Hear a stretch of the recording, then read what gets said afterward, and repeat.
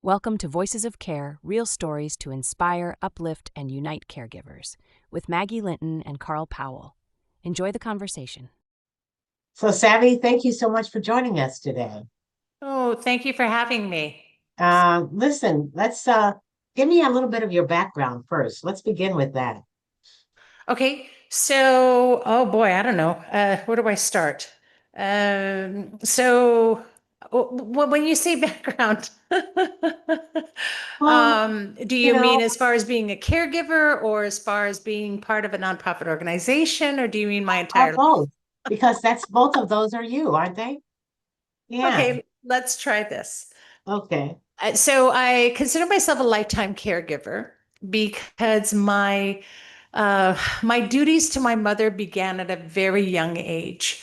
My mother was a Japanese national, and she didn't speak English well. So as I learned in school to speak English, and I came home and taught her everything I learned. So by means of me, she learned to read, write, and speak English. She was very limited at it. And so throughout that sort of put the onus on me to become the caregiver. And so throughout my growing up, I had to make sure that if she needed to write a check, I wrote the check. If she needed to read a recipe, I read the recipe. If she needed anything translated, that was my job. And so I was always looking out for my mother at a very young age. And that went on to even when I was in high school, they didn't know my mother's signature. They knew my version of my mother's signature. So of course, I had all my absences excused.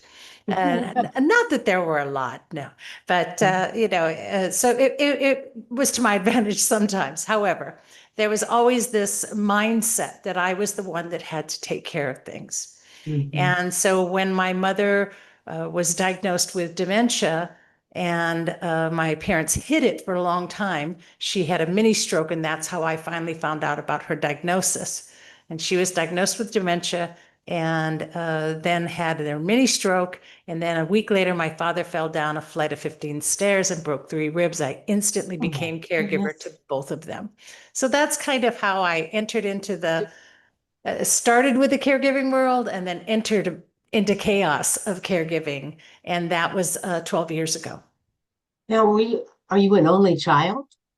I have a brother who is older, and he was not as available. So he wasn't always able to do that. And I think you find that with siblings sometimes. And again, an Asian mom, and I was the daughter. So that, again, that responsibility, that load fell on me. And so I became the one to make myself available and care for my parents.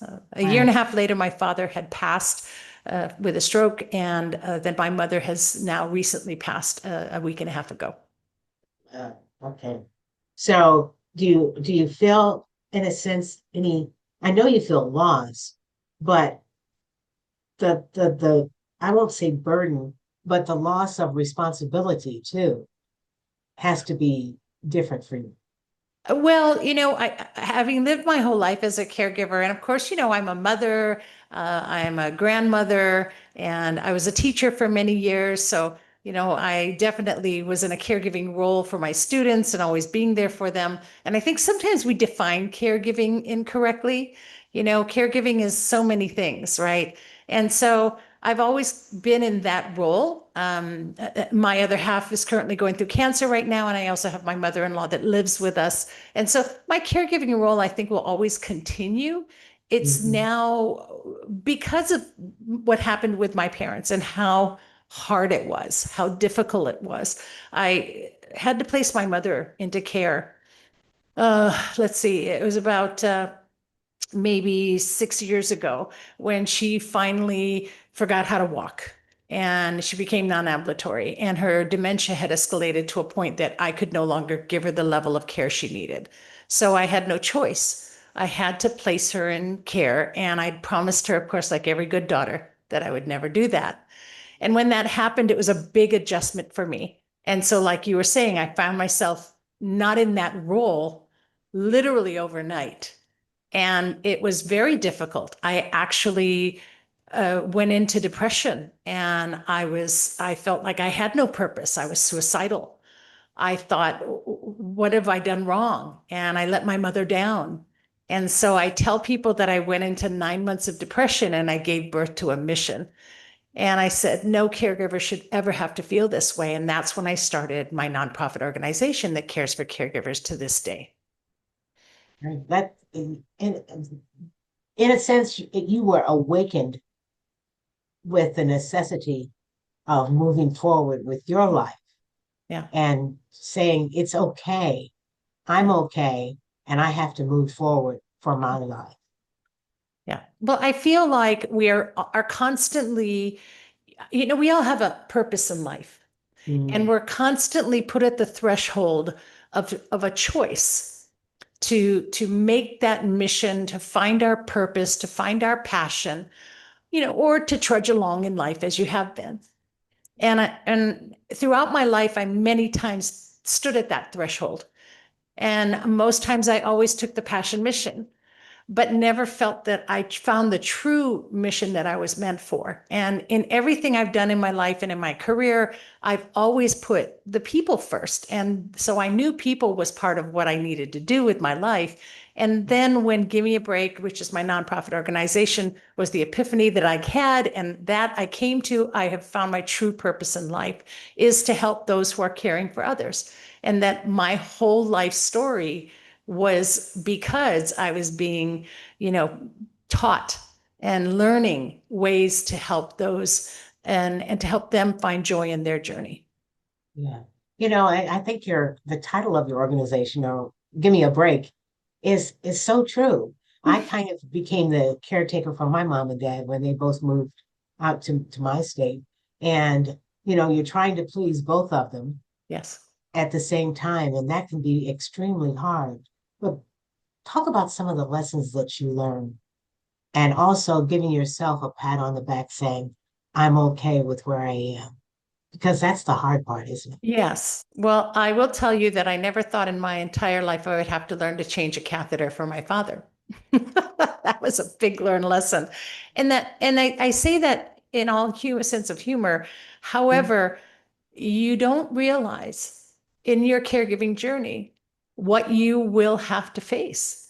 And you don't even realize what you will need to know. And I think that that's the key to caregiving, is that we don't talk about it enough, and we don't share this knowledge that we learn enough. And that's part of our mission, is to sort of bring caregiving out of the closet, if you will, and start helping people to understand that we have to talk about these things, that we need a care receiving plan. That's one of our, the strategic plan for this past year, and really with fervor over 2026, is to help caregivers to understand that they have to plan for their care receiving, because you're in the situation you are now because nobody planned for it. We plan for retirement, but we don't plan to be taken care of. And so we have an entire workshop that we do now to teach people how to receive care and what they need in place in order to do that with compassion and kindness and with our voice, and still alive and well, even if we lose it. And, I think that there are joys in caregiving as well. You learn so many lessons, you learn so many things, not just about how to care for another person, but how to care for yourself. Yes. 50% of caregivers will pass before the one that they care for, and that's our national statistic. And mind you, it has not budged in 5 years, and we are working so hard to change that, lower that number. And what happens from that is that we have to take charge of that. We have to control what's ours to control, which is our self-care and wellness, because we are the most important part of the caregiving equation. Without us, the person that we care for doesn't receive care. And so we have to incorporate wellness and self-care into our daily routine, even if it's in moments. And that's something we teach as well to all of our caregivers, is how to practice self-care in a moment. You don't need an hour. I know you don't have an hour to go to a gym. That's okay. We could do it in a 5-minute meditation. We can do it in a 1-minute breathing exercise. And so taking charge of that is on us to do, and we can't wait for anyone to help us with that. We have to incorporate that as part of our caregiving journey. Yeah. When you started out saying, okay, I see other people walking this path and they're beating themselves up like you were, Yes. and you say, okay, let's all get together and talk about what we need in order to survive. That was really a hard step for you too, wasn't it? Yes. It was funny when I was going through my journey, and, I had lost my job. I could no longer, do that and care for a mother with dementia, right?